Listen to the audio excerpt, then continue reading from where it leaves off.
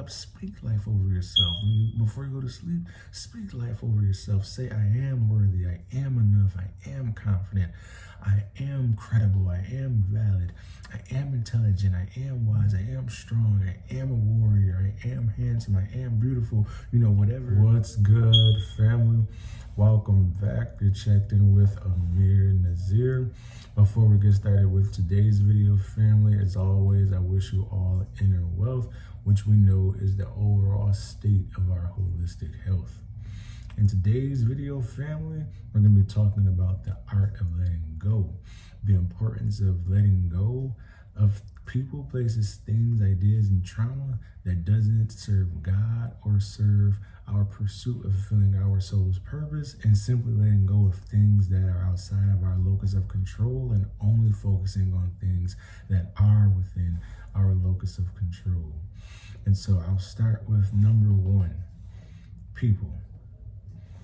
It is important to let go of people in your life, first and foremost, who do not appreciate you, who do not appreciate who you are at your core, who do not appreciate your being, your existence, your worth, who do not see your worth, and who do not see you for you.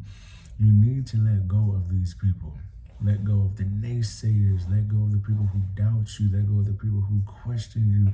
Let go of the people who make mockery of your goals, of your dreams, of your objectives, of your desires, of your wits and your intelligence.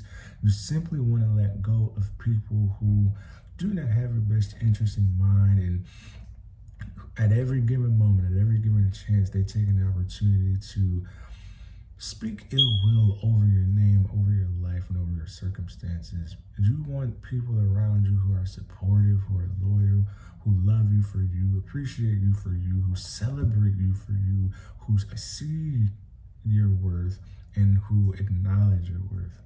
And so this can look different in many different situations. You may have family members who have always spoken ill will on your name or about you, or have always questioned your abilities, your capabilities, or have always just exuded a negative energy over upon and in your life. You may have had people who you once considered friends who always made mockery of you, who always would jokingly say things about you, but there were subliminal hidden truths in their messaging, or people around you, again, both friends or family, who would inspire you or try to persuade you to engage in worldly things, engage in sin, engage in things that contribute to your destruction, contribute to your downfall, contribute to you not achieving your highest potential. So you want to stay very mindful of your environment regarding the people who you allow to take up space in your life, and also those people who you also take up space in their life. And so I do want to emphasize this first point, letting go of people who simply do not serve God or do not serve you in terms of you pursuing the fulfillment of your soul's purpose. Number two, it is important to let go of things. So it is really important to let go of things as well that are detrimental to our, well-being. So these things can look very different. It could be a habit that is very destructive or is distracting. Maybe when you're supposed to be, focused on your day-to-day tasks, you are distracted by listening to too much music, secular music that only promotes death, that only promotes drama, violence, or low vibrations or low frequencies. You may engage in self-sabotage, so also you may engage in just not prioritizing your holistic, health and wellness. So this can look different for a lot of people. Maybe it's abusing, a drug or a substance, or there are many different vices that man come to earth and have to overcome and battle and deal with. And so these are examples of things that you may need to let go of. So again, anything or any habit that again doesn't serve God or serve you. It's also important to let go of that. And one last example I would like to provide regarding a thing, it can even be excess. You get what I'm saying? Around your home, just important, and digital access too. So it's important to declutter as well, so that your mind is not clogged or your energy is not clogged, because those two things are very related and they're intertwined directly. So again, so far we've covered letting go of people. We've also covered letting go of things. Now let's talk about letting go of places. Places. You may need to let go of hanging out, at the bar every Thursday, or going to the club every Friday, or going to the strip club every Saturday, or going, to any environment that promotes, havoc, destruction, or corruption.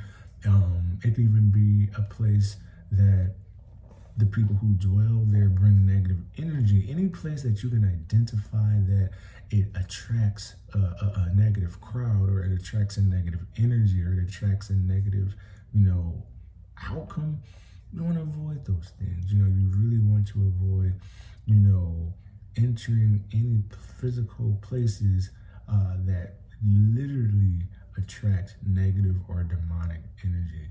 And so this is really important when we think about, prioritizing our well-being, prioritizing our holistic health and wellness, and just letting go so that we can let God, and the sooner we let go and the sooner we just let God, the sooner we are able to experience life filled with abundance and prosperity, peace, inner harmony, inner wealth, inner joy, inner happiness, and just a state of being that, just stands the test of time, that is rooted in just really being at peace with one's self internally and spiritually, right?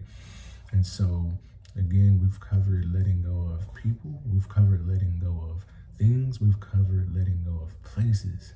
Now I want to talk to you all about letting go of ideas. So, letting go of limiting beliefs, letting go of beliefs that you are not worthy, letting go of beliefs that you will not become successful, or you will not become a millionaire, you will not become wealthy, or you're not good enough, or the imposter syndrome, where you are valid, you are credible, but then that tiny thought creeps up in your head and tries to convince you that you're an imposter, that you're not good enough, or you're not qualified. Letting go of speaking ill will to yourself. The tongue is very powerful, and there's life and death in the power of the tongue. In our tongue, we are able to speak life over ourselves daily. When you wake up, speak life over yourself. Before you go to sleep, speak life over yourself. Say, I am worthy, I am enough, I am confident, I am credible, I am valid, I am intelligent, I am wise, I am strong, I am a warrior, I am handsome, I am beautiful. Whatever positive affirmation it is that you seek to exude and display in your life, speak it over yourself. Speak life over yourself. Speak positivity over yourself, and speak abundance over yourself, because you deserve it. So let go of those limiting beliefs that are most likely is always rooted in, traumatic experiences, in previous experiences that we've encountered with people, places, or things that then clogs our psyche, and so just let go of those limiting beliefs. Any limiting belief, trust me, it is sent by Satan and the devil himself, because that comes from the works of the enemy, the spirit of anxiety, of depression, of condemnation, of guilt, of embarrassment, of shame, of I'm feeling unworthy, or feeling less than, or feeling, anything other than what God has called us to be. It's certainly from the enemy. And so whenever you have a limiting belief, identify it, acknowledge it, so that you can check it appropriately and move on your path. It's important that what we think of ourselves internally, and the communication and dialogue we have with ourselves, is actually the most important dialogue we will ever have. And it's more important than dialogue with a family member or a friend, or an acquaintance or an associate or even a spouse, I would argue. Literally, your dialogue with yourself is the most important, because however you approach yourself, that literally spills over into all the other areas of your life. And so without you being complete, without you being whole, without you having a grip on yourself and your inner wealth and being in tune with God and yourself in a spiritual context, you are pouring from an empty cup, essentially. And so it's really important to establish an excellent dialogue with oneself, because when the going gets tough and you feel that it's just you versus the world, or you're in a season in life that it's not your winning season, it might be your losing season, but it's also actually, I disagree with what I just said. Not necessarily your losing season, but a season that is of trial and tribulation, that is of great determination and grit, and requires your strong faith in God and yourself during those seasons. If you've had already maintained a dialogue with yourself that was healthy prior to entering that season, you are going to ace that season. You're going to come out of that season stronger than what you went into it. You're going to go through that season, even though it may be tough, but you're going to know that there's light at the end of that tunnel. You're going to know that it's temporary. You're going to know you have everything you need already inside of you to pass this lesson in your current life. And so I just really want to emphasize the importance of letting go of limiting beliefs, which perfectly spills over into my last concept that needs to be let go of, which is our trauma. So our trauma, also, we need to let go of our trauma. And that's not to say sweep it under a rug. In fact, it's the opposite. It's addressing it head on. In order to let go of your trauma, you have to address it head on. And so addressing it head on, we then embark on a healing journey. And so it's truly important to, address your trauma head on, address any childhood wounds, any childhood trauma, any young adult wounds, in your late teens, early 20s, there's new spiritual warfare traumas that we may have experienced, and so it's important to reflect on these traumas, address them head on so that you're able to heal from them. And as we heal from these traumas, we're able to let them go, and we are no longer in bondage to our pain, to our suffering, to our past, and to whatever traumatic experiences we've experienced, because then we turn that pain and suffering into purpose and prosperity, into purpose and profit. So don't become a victim of your own trauma. Instead, use your trauma to become a victor. That's the approach that separates one walking in alignment with one's purpose versus one who remains a slave to his or her trauma. And it's not to shame or guilt someone who becomes a slave to his or her trauma, but it's just to bring awareness to the importance of, on our journeys to fulfilling our purpose and our journeys to our highest self, I just want to be able to really encourage everyone to